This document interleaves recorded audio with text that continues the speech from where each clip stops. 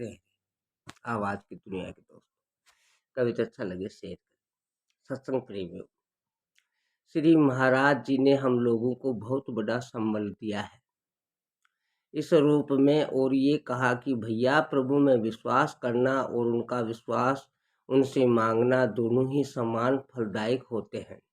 साधन पथ के हारे हुए साधकों के लिए संजीवनी है, पुनः जीवन देने वाला तत्व है।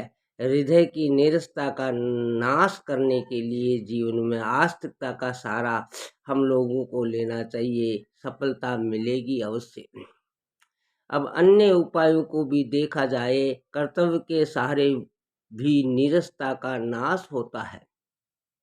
ममता और कामना के दोष से अपने को बचाकर जगत की सेवा में माने हुए संबंध के निर्वाह के लिए कर्तव्य के पालन करने वाले साधक जो होते हैं, उनके भीतर भी सरसता रहती है, उनका जीवन भी सतपथ पर गतिमान रहता है।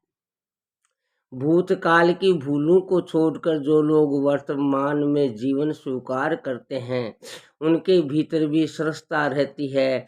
प्रवृत्ति के साथ साथ निवृत्ति को भी जो लोग महत्व देते हैं और हर एक कार्य को पूरा करने के बाद दूसरा आवश्यक कार्य आरंभ करने से पहले थोड़ी थोड़ी देर के लिए भी शांत रहने को महत्व देते हैं, उन्हें भी जीवन में बड़ी सरसता मालूम होती है।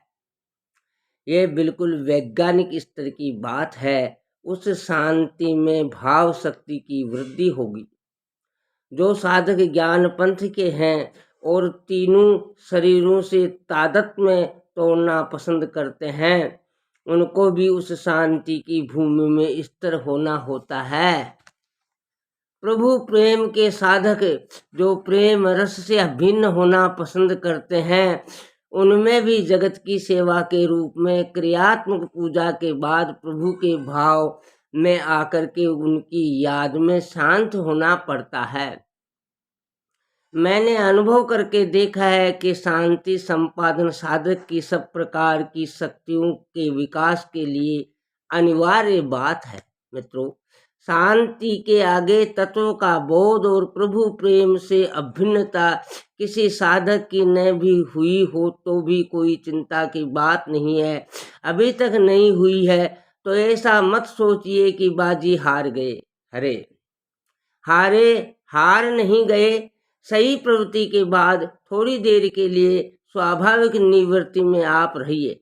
कर्तव्य पथ से भी, ज्ञान पथ से भी और प्रेम पथ से भी शांति में स्थिर होना इतनी बढ़िया बात है कि उसमें अलौकिक शक्तियों की वृद्धि होती है। विचार का उदय होगा, निज स्वरूप का बोध होगा, भाव का उदय होगा, तो आपका संपूर्ण अहंगल करके प्रेम के धातु में परिवर्तित हो जाएगा, प्रेमास्पद से जुट जाएगा। हरे हरे। ये बातें इतनी स्वाभाविक हैं और इतनी सच्ची हैं कि पढ़े लिखे और बेपढ़े लिखे किसी युग और किसी भी काल, किसी भी देश और किसी भी मत पंथ के साधक के जीवन में सहज भाव से फलीभूत हो जाती है। आप प्रभु विश्वासी हैं तो उन्हीं की दी हुई शक्ति, उन्हीं का दिया हुआ बल, उन्हीं के रूप में जगत की सेवा के द्वारा उनकी पूजा करिए। एक गिलास जल भी किसी प्यासे को पिलाया आपने तो वह जल का पिलाना बहुत दूर तक आपके साथ रहेगा और आपकी साधना में सहायक होगा।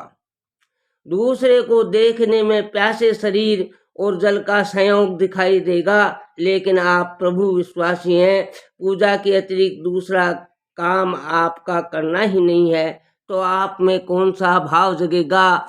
आप में बड़ा ही कोमल भाव जगेगा। ध्यान में ये आएगा कि हाँ, मुझ में उदार बनने का शौक था, तो मेरे प्यारे मेरे हृदय की उदारता को बढ़ाने के लिए प्यासा बनकर आ गए। क्या जाने ये आकृति, ये मूर्ति जो मेरे सामने खड़ी है, उसकी पहचान क्या है कि कौन है? अपने को तो पूजा ही करनी है। जिसकी पूजा मेरे जीवन का लक्ष्य है, उसी का दिया हुआ हाथ है, उसी का दिया हुआ जल है और उसी का ये प्यारा है कि स्वयं वही है, कुछ कहा नहीं जा सकता।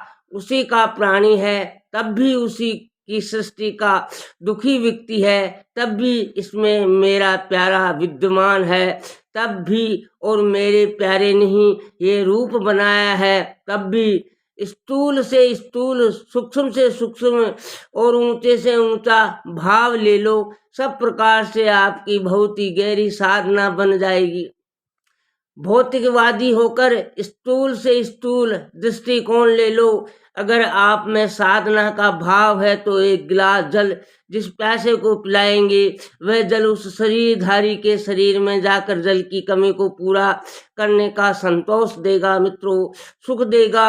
और आपके भाव के साथ वह जल अर्पण किया गया तो वह भाव भौतिक सीमा को पार करके आपके परमास्पद के पास पहुंच जाएगा। पूजा हो गई, प्यारे की याद आ गई और इस क्रिया का अंत किसमें हुआ? प्रभु प्रेम की अभिव्यक्ति में। जीवन पूर्णता की ओर आगे बढ़ गया। कितनी सहज साधना है। इस क्रिया का अंत उस भाव में हुआ जिस भाव से कर्ता ने कार्य किया था मित्रों। श्री महाराज ने एक सूत्र दिया।